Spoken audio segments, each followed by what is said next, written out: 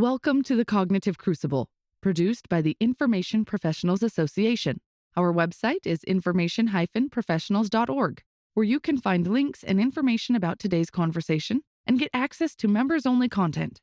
Join John Bicknell and explore all aspects of our generational challenge, cognitive security. The Cognitive Crucible is a forum that presents different perspectives and emerging thought leadership related to the information environment. The opinions expressed by guests are their own and do not necessarily reflect the views of or endorsement by the Information Professionals Association. We have three guests today on the Cognitive Crucible. I believe this is the first time we've ever had three guests. So this is a first, a Cognitive Crucible first. First is Melissa Graves, who is the department head of the Department of Intelligence and Security Studies at the Citadel. Also joining is Frank Emerson, who is a senior policy consultant and accomplished leader with almost 3 decades of experience in U.S. national security, intelligence, and foreign policy matters. And he is also with the political science department of the Citadel. And Pat Hendrix, who is an assistant professor in the Department of Intelligence, Analysis, and Security Studies, also at the Citadel. Melissa, Frank, and Pat, welcome to the Cognitive Crucible. Thanks. Good morning. Thanks for having us on. And before we get into today's discussion, just a reminder to our audience that the opinions of Melissa, Frank, and Pat are their own and do not reflect the policies of the Citadel or any government agency. So the conversation that I'd like to have with the three of you today will cover OSINT, or open source intelligence. But before we get into this topic, could one of you please share your assessment of our strategic landscape, or if you prefer, the times in which we live? Absolutely. Well, I can say that, one of the things that's really interesting about 2024 and where we are in terms of intelligence education is, for a long time, the field of intelligence studies was about learning about the intelligence community, what it had done in the past, what it's like today, and then also teaching students how to conduct analysis. But I think for a long time, there was never really any expectation that students were going to create the sort of analysis that would rival what would come out of an intelligence agency. And in 2024, I think what we're seeing is sort of a shift in the landscape where, thanks to OSINT and what it enables students to do, intelligence studies is at a really, really interesting critical moment where our students are not just learning about intelligence, but they're learning about how to actually collect intelligence that potentially could rival something coming out of, a 3-letter agency. I see. Yeah. So I learned recently from you guys in our pregame that the Department of Intelligence, Analysis, and Security Studies at the Citadel is the most popular area of study currently at the Citadel. Is that right? And why do you think this is? Yeah, so we are right now the single largest major on campus. We have a little over 450 students, which, when you think about the Corps of Cadets is somewhere between, I think, 2,200 and 2,400. That's a lot of students. And so we're really grateful to be working for a department and working for a college, quite frankly, that values intelligence studies as a discipline. As for why I think it's popular for students, I think there are several reasons for that. One is that, there are a lot of job opportunities in intelligence, and students know that. And so a lot of them come into our program with really explicit career goals. They want to be an FBI agent. They want to be a CIA agent. They want to work for a State Department. They want to do military intelligence. And, our department is seen as something that can help prepare them for that. But I also think, one of the things that makes working at the Citadel in particular a really great place to work is that this is a very service-oriented student body. And so it can be really gratifying to walk into the classroom and, half of your class is going to commission into the military when they graduate. And I think that service mentality naturally finds a home in intelligence studies when students are thinking about, how can I best use who I am and what I can do to serve the country. I think a lot of them think intelligence is a pathway forward that will allow them to do that. You mentioned at the top of that response, Melissa, that there's intelligence analysis and security studies is a growing job market. You might not have said that exactly, but that's what I took from what you said. Is that both in the commercial sector and within the national security sector, or just one or the other? I'd say both. And I guess we could talk about kind of the national strategy right now, and are we maybe downsizing the military, questions like that have come up. But I think for these students, just realizing how many different agencies, but also positions in the intelligence community is super enlightening for them, especially as 18-year-olds, because one of the things that we're taught, I think, through movies and books and video games, and that's where the majority of these students, learn about the intelligence community prior to coming to college, is that there's a very specific type of person that would go into intelligence. And typically that person is very similar to Jack Ryan or, James Bond. And so what is really interesting is to be able to, work with students and say, regardless of your interests, whether, you are interested in learning languages or you're interested in other countries around the world, or you're interested in economics or, whatever, you name it, there is a place for that in the intelligence community. And I think that's one of the most gratifying parts of this job, is just trying to connect student interests with all the many things that are out there. I see.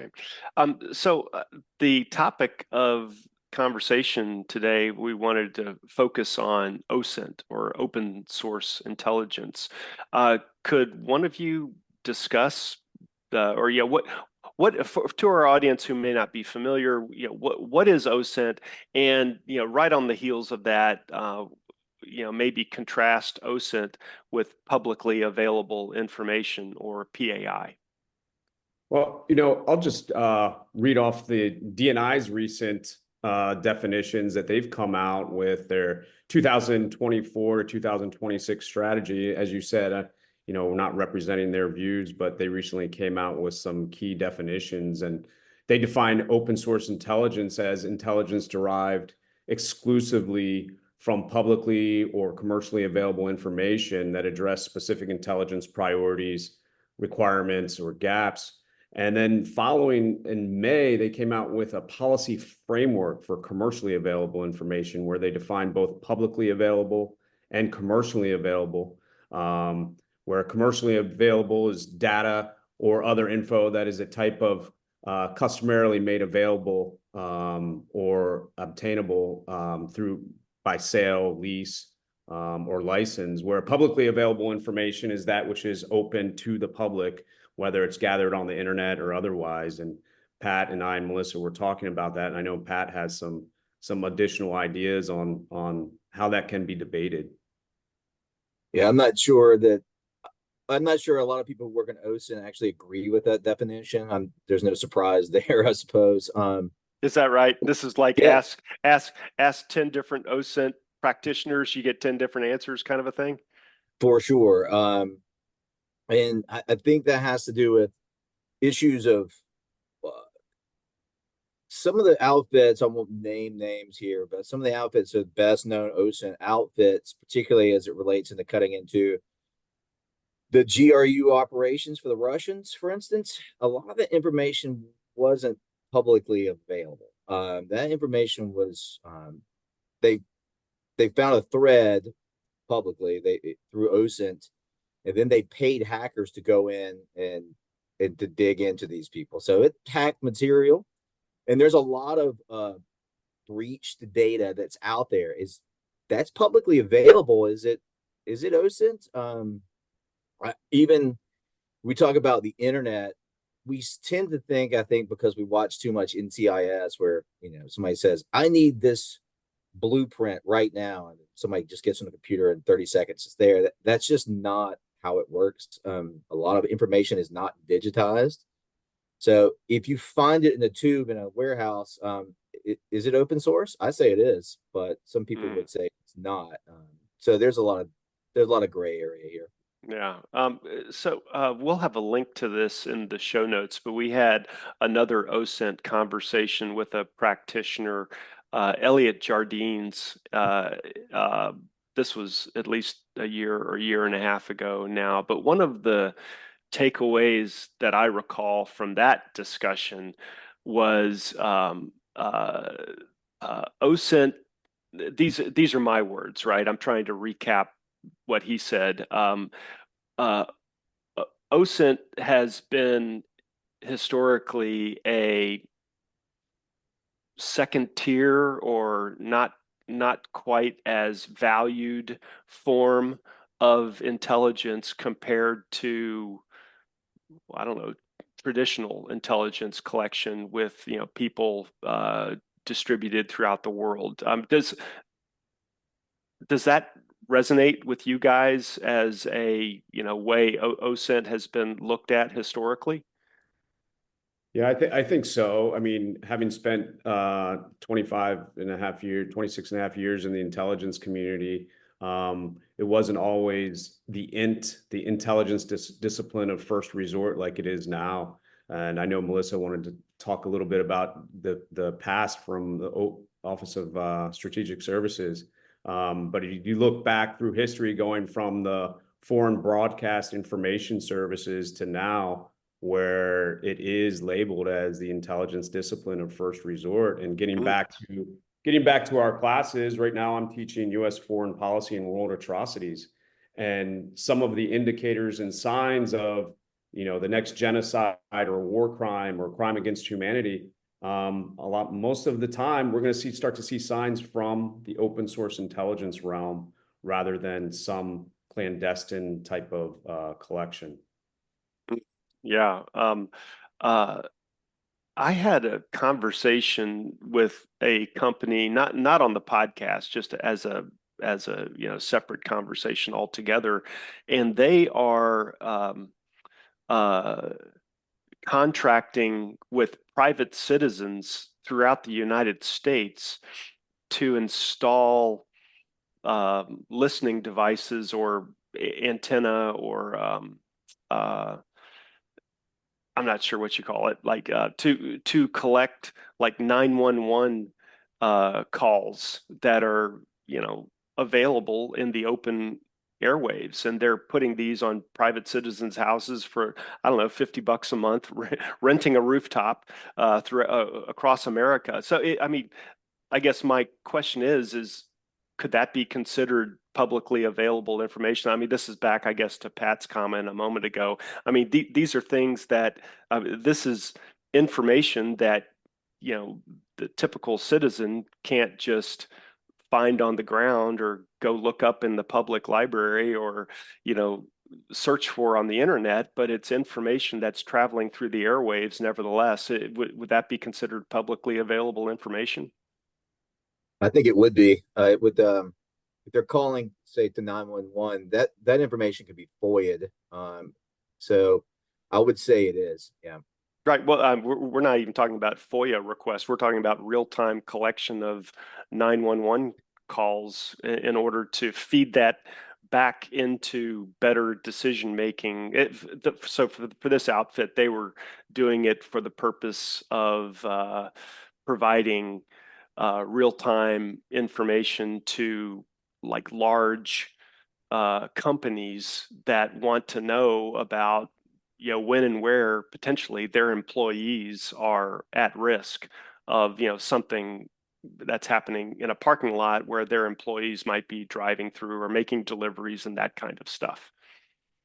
I think what you're talking about in terms of maybe corporations having access to this information makes for a really interesting question, because anytime that we're talking about OSINT domestically within the US, the intelligence community is bound by, all sorts of laws that don't let them investigate US persons. And what we see is that corporations don't have those same limits. And I think that makes for a murky conversation when we're talking about information and what can be done by a corporation versus what can be done by the government. And then you have the whole idea of the government purchasing that information, which they would not have been permitted to collect otherwise. Right. Now, that's a really good point. Could one of you maybe just give a super quick 101 on the authorities which dictate these big collection and analysis spaces? Like there's Title 10 versus Title 50 and maybe others. Well, you've got the National Security Act of 1947, which established the original statutory authority. But then the bread and butter, or the Bible for the intelligence community, is Executive Order 12333, which has been revised a number of times. And while it does allow for limited collection against U.S. persons, one of the main themes that runs through the executive order and the authorities is that if the government's not allowed to collect it, you can't ask someone to collect it for you. And so I think this is where some of the big debate is going to continue to flourish and expand in terms of this open source intelligence, commercially available information, publicly available information. How was it collected? What tools were used? And, getting back to that original authority from the National Security Act and Executive Order 12333, now can the government possess it after it's been acquired under certain ways, right? Every fact scenario and pattern is different. I see. Okay, so completely setting aside any domestic related stuff, and let's just stick with like intelligence that doesn't have any domestic challenges associated with it. I think maybe you guys were hinting at this earlier, but I guess I just wanted to ask it more explicitly. Is there a line a line in the sand, or a definitional line where something goes from being publicly available information to OSINT?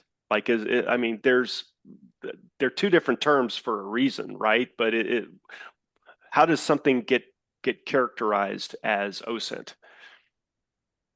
The analysis piece, I think, is probably what turns it to an int. I see. But the data itself is just data, it's just information.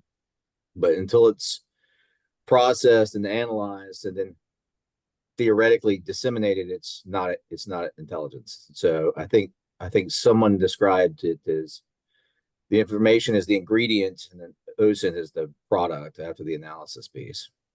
Could one of you, or maybe several of you, talk a little bit about how the concept of OSINT has changed over the last 5, 10, 50 years?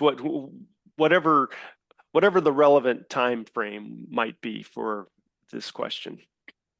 So I'll jump in and answer first before I turn it over to Pat and Frank.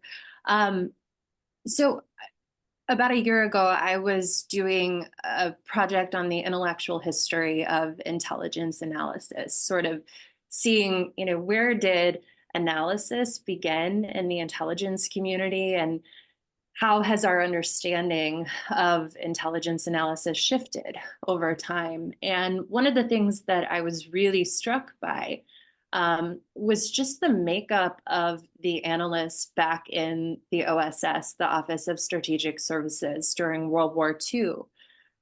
The idea behind those analysts, and a lot of them were professors, librarians, archaeologists, linguists, basically just what was then the Department of Defense. I know it wasn't formally called that in World War II, but what was then the military wanting to find basically scholars with information about all sorts of different things that would be relevant on the battlefield.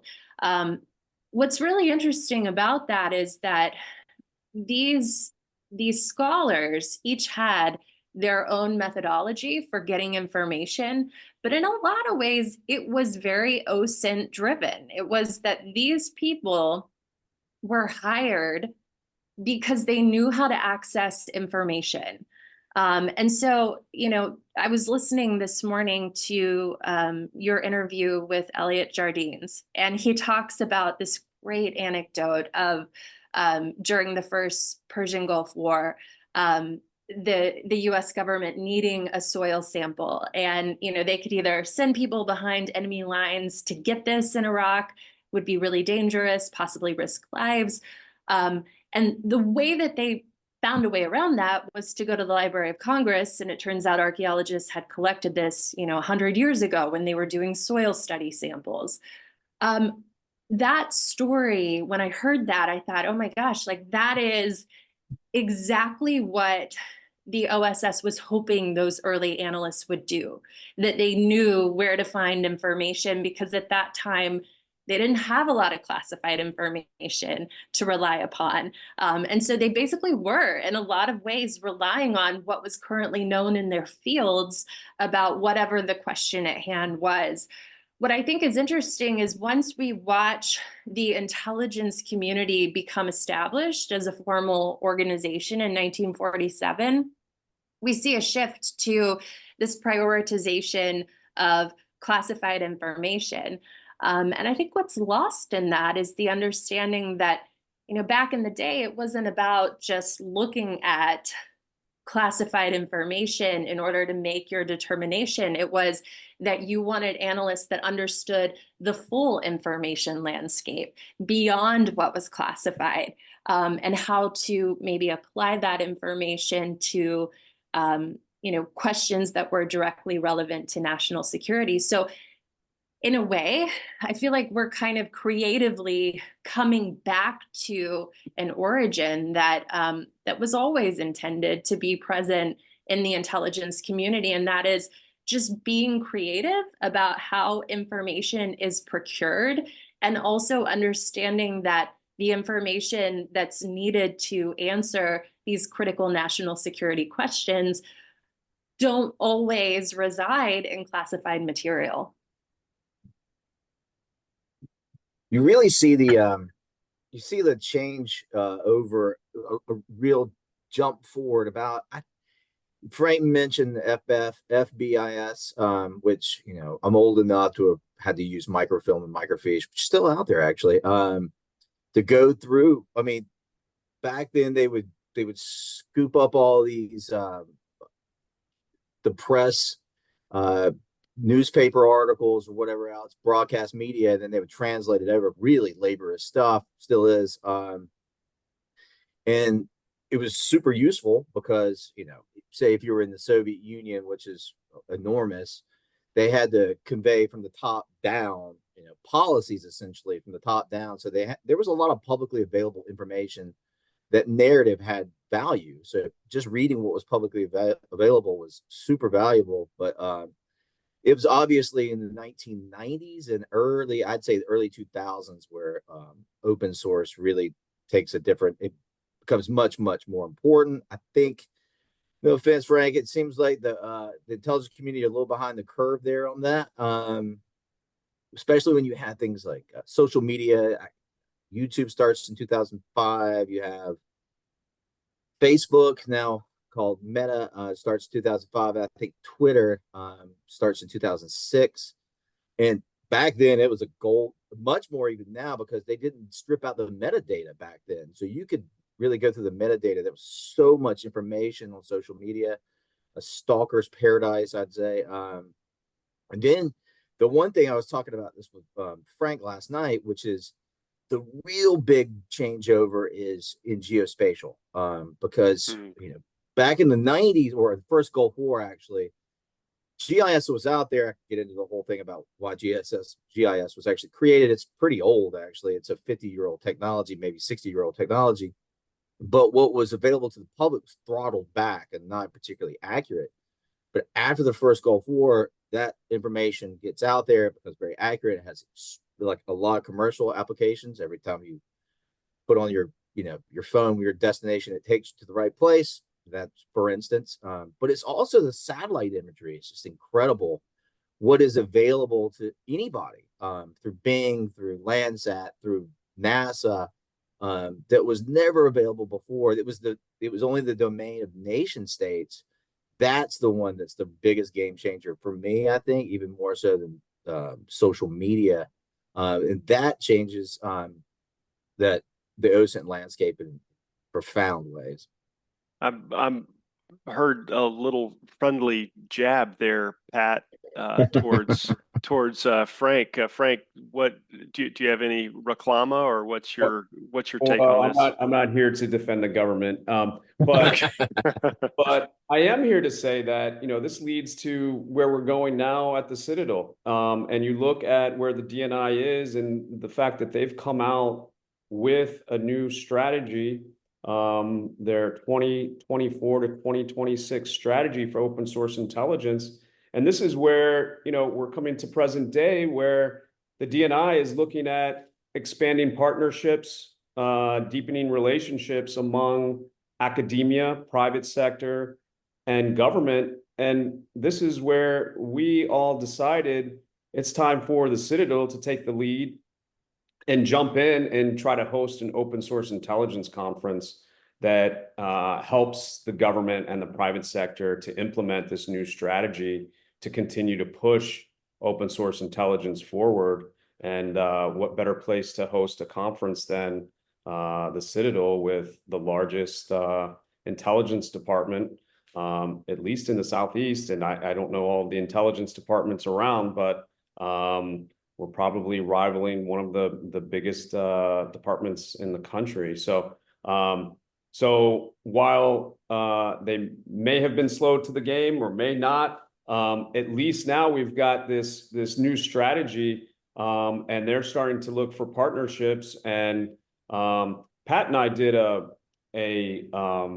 podcast a while back, and Pat was explaining how the Citadel, specifically his classes, could bring to bear on the OSINT and support the government and private sector.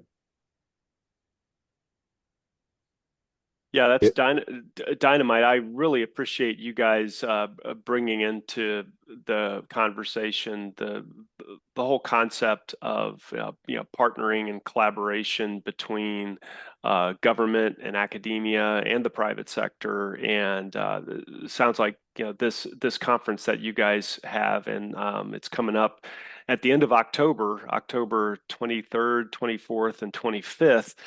Link in the show notes to audience members who are interested in this topic and would like more information about how to register, or also for companies opportunities to sponsor at the conference as well. Any additional information about the conference that you guys have that you can share with our audience? I'll just start by saying, our two keynotes are representing government and private sector. We've got the Director of National Intelligence, Open Source Intelligence Executive, Jason Barrett.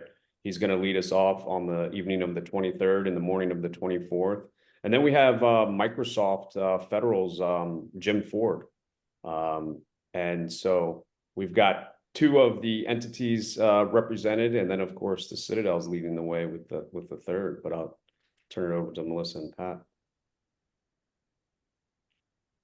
So one of the ideas that we had here, and we really kind of relied on Frank's connection to the intelligence community as a former and really kind of current practitioner. These are conversations that I think are worth having in a scholarly environment and an academic environment, because in a lot of ways, we're teaching OSINT in the classroom already. And I would say probably around the time of the Arab Spring, when the intelligence community and really the country at large was having a conversation about, what can we discern from Twitter or Facebook? Can we anticipate coups or revolutions? I realized we were teaching in our classes that maybe 80% of intelligence is OSINT, is available publicly. But at the time, we weren't actually really expecting our students to do any intelligence analysis. And so I would say that that's kind of one of the biggest shifts that we've had at the Citadel in the last few years, and Pat can speak to this even more, is trying to teach our students how to conduct OSINT. And, we want to stay cued into what the government is doing regarding this, what their mission is, kind of how they view this landscape, understanding that our students are probably one day going to work for the government. And so we're really excited to have this conversation with some of the leading OSINT practitioners. Yeah, it's going to be a dynamite conference. And I'm looking at the website right now, just some of the topics, just big bumper sticker topics, technology, partnerships, law enforcement and homeland security, OSINT and the financial world, targeting, ethics, policy, and the law. So it's going to be a really covering the landscape of topics that are all related to OSINT and how to understand OSINT and why it matters. And it sounds like it's going to be a dynamite evolution. All right. Well, this has been fantastic, you guys. I've got a couple of typical closeout questions that I like to ask. So you guys are all researchers, and so we like to try to queue up some research topics for students to take a crack at if they're interested in this kind of a research space. So do you think you guys could offer some research questions that the students might tackle if they are inclined to do so?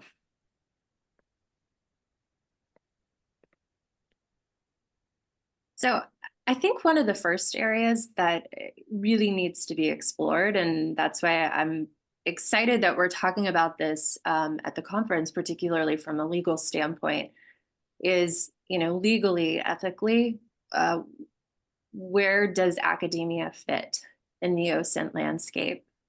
Because as Pat mentioned, and I think he made a really important point, the line between OSINT and what is maybe not publicly available information is not always clear, particularly when you're paying for it. So I would say that, those ethical questions of what can you allow a student to collect, that's a question that weighs on me as we're tasking students to do open source intelligence. We want to make sure that our students are kept safe. We want to make sure that they don't do anything online that violates the ethics of the Citadel. And, if we're talking about the dark web, that can quickly become a complicated sort of topic. Pat, I know you've dealt with this way more than I have. Yeah, this it's a concern day to day. First, on the issue of if you look at someone, they're going to look back, or they might look back. So you have to be very careful that the students don't expose themselves in any particular ways. I even have to worry about things like active military. About half of our students in our department are military contract. They're not supposed to use sock puppets. So that makes it a little complicated. I'm not sure everybody knows what that means. It's just fake accounts to work on social media. What we also have a very robust punishment system here at the Citadel for ethics, and we're not supposed to lie, steal, or cheat. So, can we use breach data? It's out there. I'm not so sure that would be appropriate to use. But there's also things like if you're looking at, say, the Russians' invasion of Ukraine, Russians can be a bit sloppy, take photographs, for instance, on Telegram of themselves standing in front of a building that's now their barracks in occupied Ukraine. If you put that information out there, where it is, where it can be geolocated, it can be hit by HIMARS within hours by the Ukrainians. So you've now made your students part of the war, essentially, right? And there are other things that have come up in the past. For instance, one of my students saying that he found North Korean military officers on gambling sites that may or may not have been true. That's not information I would allow students to put out there. That's you don't want to be part of that. Wow. Yeah. Some really interesting questions that are live, obviously, with respect to this fast evolving analysis space. Finally, closing out, could you guys recommend a book or maybe an online resource which touches upon some of these themes?